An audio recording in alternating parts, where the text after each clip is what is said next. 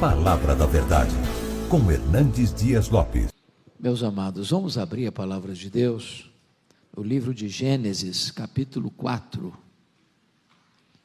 Gênesis, capítulo 4. E nós vamos ler do verso 1 ao verso 16.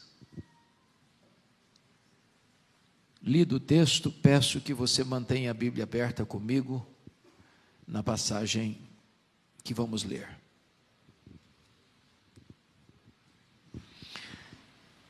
Coabitou o homem com Eva, sua mulher. Esta concebeu e deu à luz a Caim. Então disse: adquiri um varão com o auxílio do Senhor. Depois deu à luz a Abel, seu irmão. Abel foi pastor de ovelhas e Caim lavrador.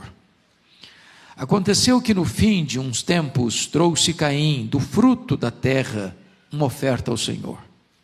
Abel, por sua vez, trouxe das primícias do seu rebanho e da gordura deste. Agradou-se o Senhor de Abel e de sua oferta, ao passo que de Caim e de sua oferta não se agradou. Irou-se, pois, sobremaneira Caim e descaiu-lhe o semblante. Então lhe disse o Senhor: por que andas irado e por que descaiu o teu semblante? Se procederes bem, não é certo que serás aceito. Se todavia procederes mal, eis que o pecado jaz à porta. O seu desejo será contra ti, mas a ti cumpre dominá-lo. Disse Caim a Abel, seu irmão: vamos ao campo. E estando eles no campo, sucedeu que se levantou Caim contra Abel, seu irmão, e o matou. Disse o Senhor a Caim: onde está Abel, teu irmão? Ele respondeu: não sei. Acaso sou eu tutor de meu irmão? E disse Deus: que fizeste? A voz do sangue de teu irmão clama da terra a mim. És agora, pois, maldito por sobre a terra, cuja boca se abriu para receber de tuas mãos o sangue de teu irmão. Quando lavrares o solo, não te dará ele a sua força. Serás fugitivo e errante pela terra. Então disse Caim ao Senhor: é tamanho o meu castigo que já não posso suportá-lo. Eis que hoje me lanças da face da terra, e da tua presença hei de esconder-me. Serei fugitivo e errante pela terra. Quem comigo se encontrar me matará. O Senhor, porém, lhe disse: assim qualquer que matar a Caim será vingado 7 vezes. E pôs o Senhor um sinal em Caim, para que o não ferisse de morte quem quer que o encontrasse. Retirou-se Caim da presença do Senhor e habitou na terra de Nod, ao oriente do Éden. O tema que eu quero tratar com os irmãos nesta noite é: cuidado com os seus sentimentos. Cuidado com os seus sentimentos. Matthew Henry, ilustre comentarista bíblico, disse que neste capítulo, neste episódio, nós temos o mundo e a igreja dentro de uma mesma família. Nós temos Caim e temos um Abel numa mesma família. Esse texto é soleníssimo, porque ele alerta a você e a mim que o nosso maior problema não está fora de nós, está dentro de nós. O nosso maior inimigo não é o outro, somos nós mesmos. No capítulo 3, nós percebemos que Adão e Eva são vencidos pelo diabo. Mas neste capítulo, Caim é vencido pela carne. No capítulo 3, Eva é seduzida a pecar. Mas no capítulo 4, Caim não aceitou ser dissuadido do seu pecado, nem mesmo por Deus. Na verdade, ele não vai confessar o pecado, nem vai aceitar a disciplina divina. Eu queria então tratar desse assunto com os meus irmãos à luz desse texto, trazendo aqui algumas lições muito importantes para a nossa reflexão. Primeira lição do texto: temos que ter cuidado com os nossos sentimentos, porque eles são muito perigosos e eles transpiram dentro da família. Esse texto, meus irmãos, é uma refutação clara de uma filosofia muito popular nos nossos dias, já estabelecida por John Locke. Vejam vocês, que John Locke dizia que o homem é uma tábua rasa, uma folha em branco. O homem é produto do meio. Mas vejam comigo, que Abel e Caim não tinham um meio corrompido, maligno, para atingi-los. Não tinha violência, não tinha tráfico de drogas, não tinha injustiça social, não tinha descalabro de costumes. Na verdade, Caim e Abel não tinham avós, não tinha tios, não tinha primos, não tinha sobrinhos, não tinha amigos, não tinha inimigos, não tinha poluição sonora, não tinha poluição ambiental, não tinha desemprego, não tinha violência urbana, não tinha sociedade promíscua. Mas o mal estava no coração de Caim. O problema está dentro dele. Ele transforma o seu lar numa arena de ciúmes, num ringue de hostilidade. As causas do desastre da família não estavam do lado de fora, estavam do lado de dentro. Então cai por terra essa ideia de que o homem é uma folha em branco, uma tábua rasa, produto do meio. Isso retrata para nós a malignidade do pecado. Segundo lugar, a família de Adão e Eva prova que nem todos sabem lidar com os sentimentos. Notem vocês que Caim e Abel nascem de um mesmo tronco. São filhos dos mesmos pais, pai e mãe. Eles recebem as mesmas instruções. Eles sugam o mesmo leite materno. Eles vivem no mesmo ambiente. Eles escutam as mesmas histórias. Entretanto, diz 1 de João 3,12, que Caim era do maligno. E Abel era um homem temente a Deus. Caim era um hipócrita. E Abel era um homem temente a Deus. Caim tinha uma falsa religião. Abel tinha uma religião verdadeira. Abel adorava a Deus. Caim concorria com seu irmão. Notem que esses dois irmãos nascem na mesma casa, mas eles crescem de forma diferente.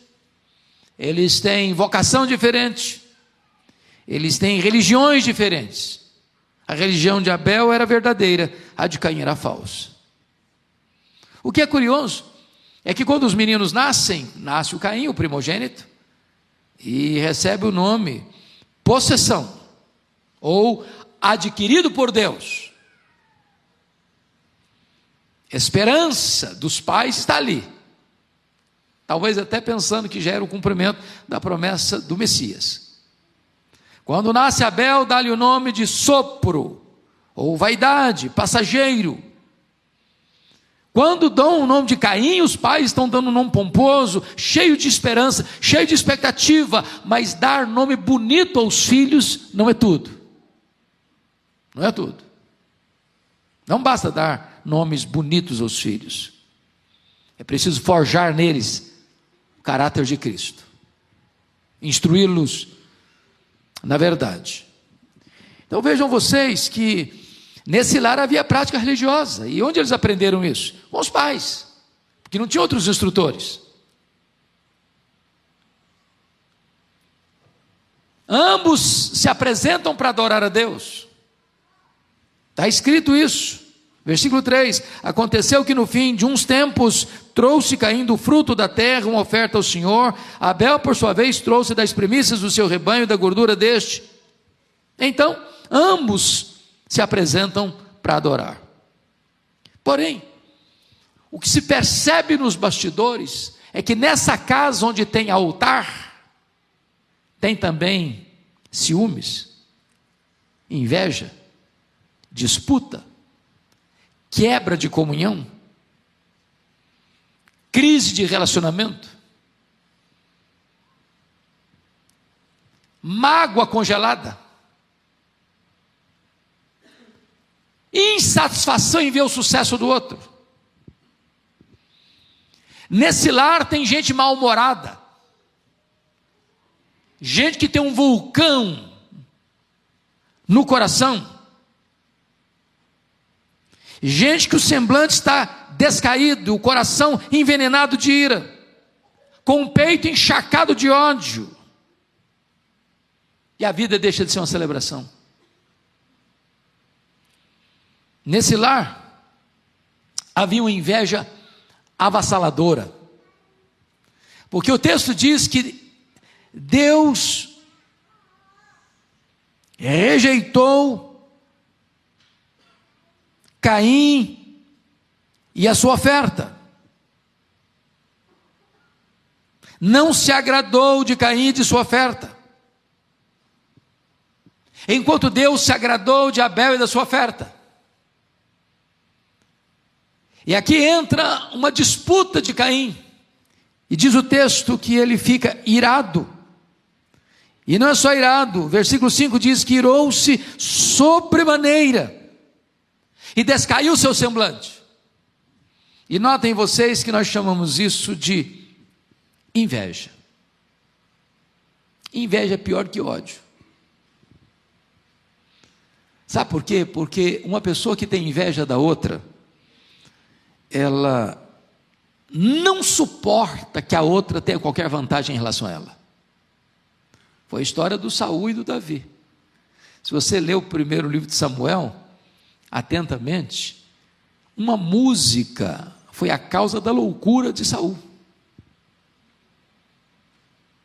Uma música que fez sucesso nas paradas da FM de Israel. Saul matou seus milhares, Davi os seus 10 milhares, isso perturbou a alma dele. Nunca mais ele teve saúde emocional.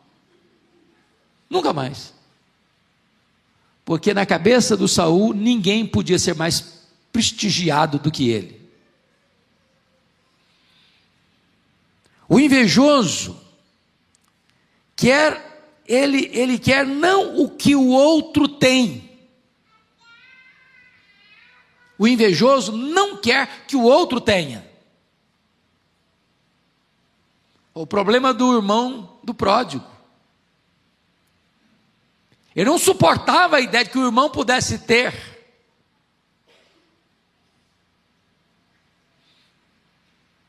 Cobiçar é desejar não apenas o que é do outro, é desejar a destruição do outro. Quando você lê, por exemplo, a invasão do Iraque ao Kuwait, em agosto de 1990, vocês bem sabem como muitos foram mortos, muitos cidadãos ricos do Kuwait foram mortos, mas sob a pressão internacional e o feroz ataque das forças americanas, Saddam Hussein precisou se retirar do Kuwait. E fez isso em fevereiro de 1991, menos de um ano depois. Mas antes de Saddam Hussein sair do Kuwait, ele ateou fogo aos poços de petróleo, dos quais já não podia usufruir. Já que eu não vou usufruir, que ninguém usufrua. Já viu isso em crimes passionais? Se você não for minha mulher, mulher de ninguém você vai ser mais, então mata. Você terminou o meu namoro comigo? Então morre. Se não é meu, não é minha, não é meu, então não vai ser de mais ninguém. É por isso que a Bíblia vai dizer lá em 1 de João 3,12 que o Caim era filho do maligno. Ele era do maligno. Porque o maligno é destruidor. Ele não suporta ver o sucesso do outro. Ele não suporta ver o bem do outro. Ele não suporta que o outro seja na frente dele. Essa é a famosa lenda da cobra e do vagalume. A cobra começou a perseguir o vagalume. E o vagalume pulando aqui para ali, dali para acolá, tentando se livrar do ataque feroz da cobra. Cansado de tanto fugir, o vagalume para e pergunta para a cobra assim: bom, antes de ser destruído, eu posso fazer pelo menos 3 perguntas? A cobra diz: tá bom, faço concessão, vamos lá. Primeira pergunta: eu te fiz algum mal para você estar me perseguindo? A cobra diz: não, você não fez mal nenhum para mim não. Segunda pergunta: eu faço parte da sua cadeia de alimentação para você estar me perseguindo? A cobra diz: não, você não faz parte da minha cadeia de alimentação também não. Terceira pergunta: então por que você quer me destruir? A cobra respondeu: porque eu não tolero ver você brilhar. Eu não tolero ver você brilhar. Esse é o ciumento. É uma doença terrível, é um pecado terrível. Segundo lugar, irmão, segunda lição do texto: os sentimentos perigosos, eles são tão sutis, e por isso temos que ter cuidado com eles, que eles transpiram até na hora da adoração. E a adoração é a maior prioridade da nossa vida. Não é missões que é a maior prioridade da vida, é adoração. Porque missões acontecem para que todos os povos adorem a Deus. O fim último não é o homem, é Deus. É a glória de Deus.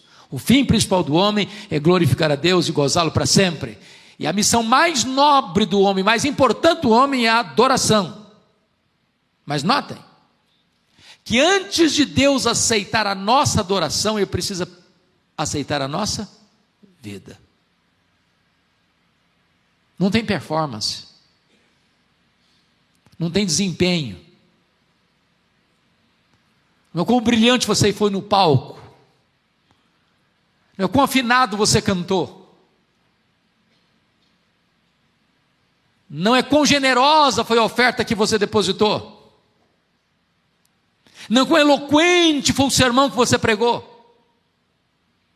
Deus requer primeiro vida. E vejam vocês que o texto diz graficamente que primeiro Deus agradou-se de Abel e depois Deus agradou-se da oferta de Abel. Primeiro Deus rejeitou Caim, depois Deus rejeitou a oferta de Caim. É o pacote, é o conjunto. A vida vai primeiro que a oferta. É a essência da oferta. É por isso que a Bíblia diz lá em Provérbios 21, 27, que o sacrifício do ímpio é abominação para Deus. E é nesse sentido também que Jesus Cristo disse que Deus é espírito. E importa que os seus adoradores o adorem em espírito e em verdade. E note você que espírito aí não é com letra maiúscula, é com letra minúscula. Quando o texto diz adorar em espírito e em verdade, significa, em espírito significa de todo o seu coração, sinceramente, não de forma hipócrita. E em verdade significa que o seu culto tem que ser bíblico, de acordo com as próprias prescrições divinas. Eu não tenho autorização para adorar a Deus do meu jeito, do meu modo, da minha maneira, do jeito que eu quero ou gosto, ou da maneira que as pessoas querem traçar, ou ensinar, ou orientar. Não, Deus estabeleceu na sua palavra a maneira como Ele quer ser adorado. Mas se você perceber, a vida de Caim desmente a sua oferta por algumas razões. Primeiro, 1 de João 3,12 diz que ele era do maligno, e por isso assassinou seu irmão. Então maligno não adora, filho do maligno não adora, mata. Segundo, versículo 5, ele está mal-humorado, o centro da vida dele é ele mesmo. Terceiro, ele está muito irado, excessivamente irado. Sabe o que a Bíblia diz? Irai-vos e não pequeis. Não se deixe pôr o sol sobre a vossa ira, e nem deis lugar ao diabo. O diabo estava morando no peito de Caim. Ele não abriu uma brecha, ele abriu uma porta escancarada para o diabo entrar. Quarto, ele era invejoso. Quando a Bíblia diz que ao passo que de Caim, de sua oferta, não se agradou Deus, aí entra o problema do Caim, porque Deus se agradou de Abel da sua oferta. Talvez se Deus tivesse não se agradado de Abel e da sua oferta, o Caim não estaria na crise que está. Porque o projeto dele não é agradar a Deus, o projeto dele é concorrer com o irmão. Quinto, versículo 7, ele tinha mau comportamento ou mau procedimento, e Deus disse: se procederes bem, não é certo que serás aceito.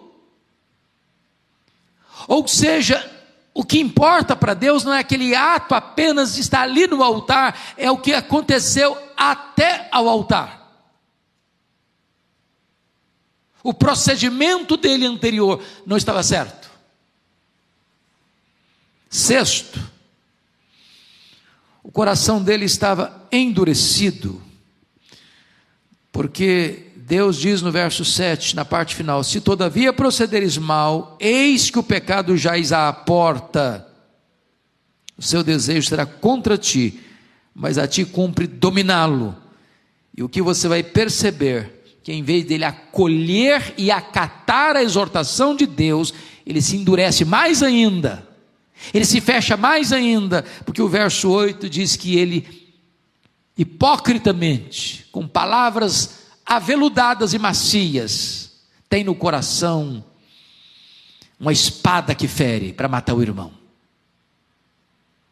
Em vez de acolher a exortação, ele sai dali para matar seu irmão. Se você perceber, a oferta de Abel é a oferta de um adorador humilde. Porque o que Abel faz? Abel tem a vida certa e tem a oferta certa. Ele traz das primícias do seu rebanho. E certamente Adão e Eva já tinham contado para eles, os filhos, de como Deus os vestira no Éden. Um animal foi sacrificado, sangue foi derramado, para que eles fossem convenientemente vestidos. Deus fez roupas de peles de animais, e aquilo não é apenas uma roupa mais chique do que folhas, ou mais duradoura do que folhas. Ali estava a base, a semente, o germe, o nascedouro da doutrina da expiação, de que o inocente tem que morrer, o sangue tem que ser derramado, para que o pecador seja coberto, porque sem derramamento de sangue não há remissão de pecados. Quando Abel traz as primícias do seu rebanho, ele está reconhecendo que a forma que Deus queria ser adorada já estava estabelecida desde o princípio, e ele não quer mudar esse princípio, ele não quer mudar essa norma, ele não quer mudar esse planejamento de Deus, esse propósito de Deus na adoração. A oferta de Abel era apropriada, pois tipificava o sacrifício de Cristo, enquanto a oferta de Caim representava o melhor esforço do homem. Um é a salvação pela graça, outro é a tentativa da salvação pelas obras. O culto de Abel é bíblico e revelado, não é apenas uma expressão cultural, não é o que eu gosto, não é simplesmente para eu me sentir bem, não é para atender o gosto deste ou daquele, ou a preferência do povo. Não podemos trazer fogo estranho para o altar. O culto de Caim foi um culto elaborado por ele, e não prescrito por Deus. Então Deus rejeita Caim, Deus rejeita a oferta de Caim.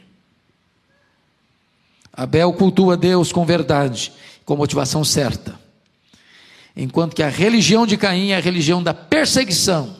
Ele decreta a morte para quem não segue a sua teologia.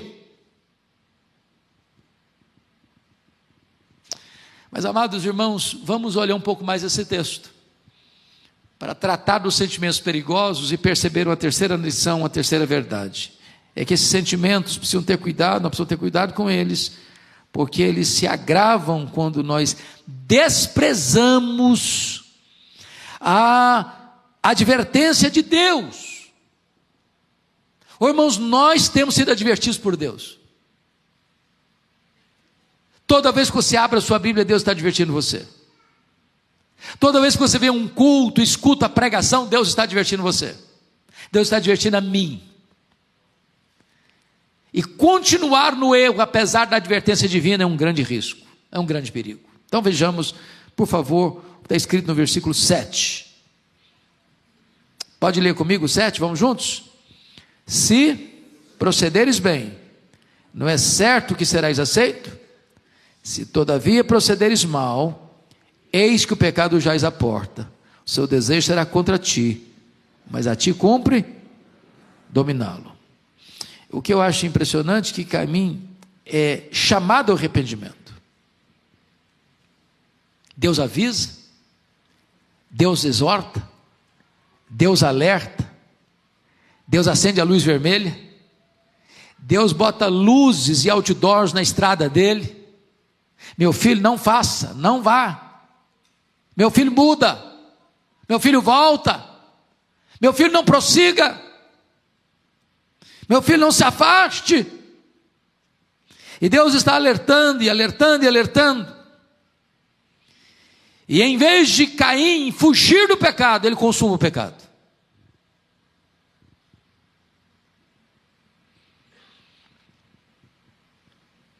Na verdade, o Caim, em vez de voltar-se para Deus, ele foge de Deus e usa máscaras para consumar o seu pecado. Se não, vejamos. A primeira máscara é a máscara da mentira, da traição e da hipocrisia. Olha a palavra que ele vai dizer no verso 8. Leia o 8 comigo. Disse Caim a Abel, seu irmão: vamos ao campo. Estando eles no campo, sucedeu que se levantou Caim contra Abel, seu irmão, e o matou. Ô meus irmãos, notem vocês uma coisa. Quando um irmão convida o outro a ir ao campo, ambos, um era pastor, o outro era agricultor, lavrador. Ambos trabalhavam onde? No campo. Dizer ao irmão: vamos ao campo, vamos comigo, somos irmãos, somos amigos, estamos juntos. Tem palavra doce nos lábios, mas tem intenção maligna no coração. É o disfarce, é a hipocrisia, é o pecado agravado ainda mais, porque se usa o engano, e usa a palavra para enganar, para mentir, para falsear a verdade, para ludibriar, para criar um fato novo. Isso é gravíssimo. E notem que ele está odiando Abel, não porque Abel praticou mal contra ele, porque Abel praticou o bem. Ele não está querendo matar o Abel porque o Abel está errado, ele está querendo matar o Abel porque o Abel está certo. O que incomoda o Caim não são as virtudes do Abel, não são os defeitos do Abel, são as virtudes do Abel. Em vez de ele imitar o Abel, ele quer eliminar o Abel. Em segundo lugar, a máscara da violência. Caim matou Abel sem que Abel soubesse que estava indo para uma armadilha e sem que Abel pudesse se defender. Ele se levanta abruptamente. O Abel está indo como um cordeiro para o matadouro. Terceiro, a máscara da crueldade. Ele se levantou não contra o inimigo, contra o irmão. E ele ainda é dissimulado. Porque, sabe o que é curioso? Ele matou no campo. Naquela época tinha 4 pessoas no planeta. Tinha Adão, tinha Eva, tinha Caim, tinha quem mesmo? Abel. Ele comete um crime sem testemunha. O texto não diz o que ele fez com o corpo do Abel. Talvez enterrou. Ou talvez deixou lá para uma besta fera comer. E ele voltou para casa. Numa boa. Como há pouco tempo eu li, pastor Ival, aqui em São Paulo, de um matador de aluguel, que recebeu um valor para matar uma pessoa, porque ele não sabia quem era, nunca tinha falado mal dele, nunca tinha feito mal para ele, aí recebeu a grana. Chegou lá, deu 5 tiros na pessoa, foi para casa, tomou um banho, jantou, dormiu. Não há culpa, nenhum drama de consciência. E agora diz o texto que Deus do céu troveja os ouvidos de Caim e diz: Caim, onde está teu irmão Abel? Cadê o cara? Ah, mas eu não sei. Ué, cadê o homem? Ele é adulto. Sou tutor dele não. Não tem testemunha. Queima de arquivo. E aqueles pecados que são feitos jeitosamente, no escuro, no anonimato, longe das vistas humanas, não podem ser escondidos de Deus. Deus viu Adão e Eva comerem do fruto. Deus viu o Caim assassinando Abel. Deus viu Acã roubando os objetos proibidos em Jericó. Deus viu Davi na cama do adultério. Deus viu o Davi mandando matar Urias. Deus viu, Deus vê, Deus sabe, Deus conhece. E por isso é que esses pecados não podem ser o quê? Encobertos. E eu quero concluir dizendo para você que a maldição do pecado é um terrível peso sobre o transgressor. Você pode ler comigo aí o versículo de número 13, por gentileza? Vamos juntos? Então disse Caim ao Senhor: é tamanho o meu castigo que já não posso suportá-lo. Vejam vocês que nenhum arrependimento. Nenhum arrependimento. Ele está preocupado com quem aqui? Com ele mesmo.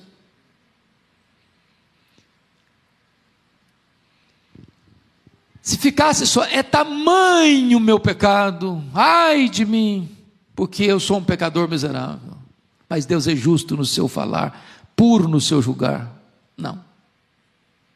É muito grande o meu pecado, porque eu agora estou enrescado.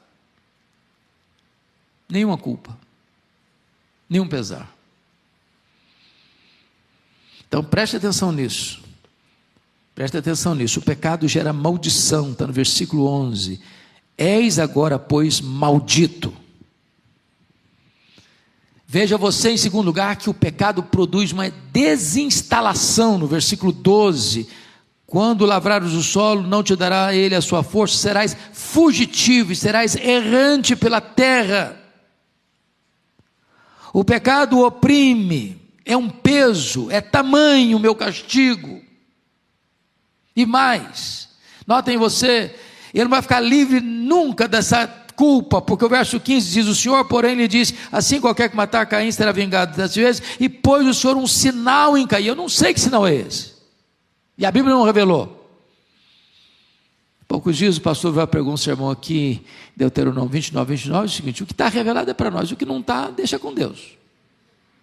A gente não conhece nem o que está revelado, para que fica especulando o que não está revelado? Que marca é essa eu não sei. Mas era uma marca, e eu acho que toda vez que Caim olhar para a marca, eu pequei. Toda vez que eu olhar para a marca, eu matei meu irmão. E mais do que isso, veja comigo aí por gentileza, ele é banido da presença de Deus. Versículo 16, retirou-se Caim de onde? Da presença de Deus. Meus irmãos, o único lugar que nós não podemos nos retirar é da presença de Deus. Você pode morar num deserto, se você está na presença de Deus, você está seguro. Você pode morar num buraco, você está na presença de Deus, está seguro. Os cristãos primitivos lá em Roma moravam nas catacumbas de Roma, túneis subterrâneos, sem luz, sem ar fresco, mas eles estavam na presença de Deus. Mas eu quero concluir, irmãos, dizendo que o pecado é tão grave que ele é uma lavoura maldita para amanhã também. Olha o verso 23 comigo. Vamos ver os descendentes de Caim, o que vai acontecer lá no verso 23. E disse, vamos juntos? E disse Lameque às suas esposas, Ada e Zilá: ouvi-me, vós mulheres de Lameque, escutai o que passa a dizer-vos. Matei um homem porque ele me feriu, e um rapaz porque me pisou. O cara vai se tornar bígamo. Daqui começa também a poligamia, a destruição da estrutura familiar, conforme Deus a estabeleceu. E aqui um camarada diz: não gostei de você, eu te mato. Pisou no meu pé, eu te mato. A vida vai perdendo o valor e o significado. É só a partir de 7 que as pessoas vão começar a andar com Deus. E eu concluo dizendo o seguinte a você: nós temos que tomar cuidado com os nossos sentimentos, porque isso não apenas atinge a nós, isso atinge a nossa descendência. Nós estamos fazendo uma semeadura. Isso vai atingir os nossos filhos, os nossos netos, os nossos bisnetos, as gerações pósteras. Essa é a realidade que a Bíblia nos apresenta. Mas hoje nós estamos diante da graça de Deus, do sangue de Jesus, da oferta da transformação. E eu jamais queria que você hoje pensasse: mas isso aqui é uma história antiga, de uma família antiga, isso não tem nada a ver comigo. O nosso coração é tão desesperadamente corrupto como o coração de Caim. Não pense você que esse é um problema dos pagãos. Isso é um problema de gente que levanta altar para Deus. Esses perigos e ameaças não estão lá do lado de fora, estão cá do lado de dentro. E não estão cá do lado de dentro de uma instituição chamada igreja, estão cá do lado de dentro do nosso peito, no secreto da nossa alma. E hoje Deus quer tratar com você e comigo.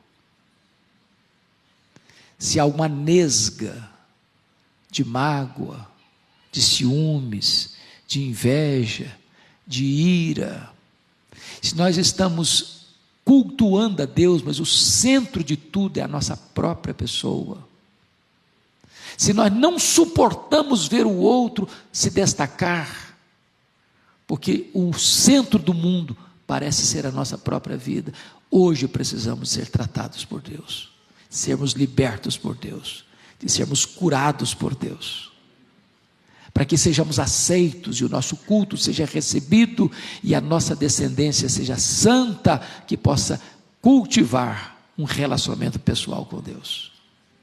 Vamos orar juntos. Deus está aqui. Ele é o Deus de toda graça. Ele é o Deus que perdoa, Ele é o Deus que restaura, Ele é o Deus que faz novas todas as coisas. Ele é o Deus que nesta noite pode nos tirar esse fardo, para que voltemos para casa livres, como verdadeiros adoradores, que adoram o Pai em espírito e em verdade. Ó Deus, nós te agradecemos pela exortação da tua palavra. Nós te agradecemos porque tantas vezes o nosso coração é enganoso, sutil. Às vezes, Senhor, até na adoração, até no culto público ou no culto particular, esses sentimentos podem vazar e nos enganar. Compadece-te de nós. Jamais permita, Senhor, que o nosso semblante descaia pela ira do coração. Jamais permita, meu Deus, que estejamos na tua casa, mas concorrendo, disputando espaço na feira das vaidades. Tem misericórdia de nós. Trata do nosso coração. Que jamais nos rebelemos contra as advertências da tua palavra. Que acolhamos com mansidão a exortação, para que haja mudança, para que haja restauração, para que haja perdão, para que haja recomeço. Queremos comportarmos-nos bem, Senhor, para sermos aceitos. Não nos lances da tua presença, porque o que será de nós se não tivermos a tua presença? Então, Deus, perdoa-nos, lava-nos com o sangue do Cordeiro. Tira a mancha, tira a mácula, tira a culpa, tira o pesar, tira a dor, tira a tristeza, Senhor. Traz a alegria da salvação, traz a alegria da comunhão, traz a alegria, meu Deus, de estarmos juntos como povo, como família da fé, adorando aquele que é a razão da nossa vida, o nosso glorioso Redentor Jesus. Muito obrigado por estarmos juntos nesta noite, pela obra da tua graça, em nome de Jesus. Aleluia. Amém.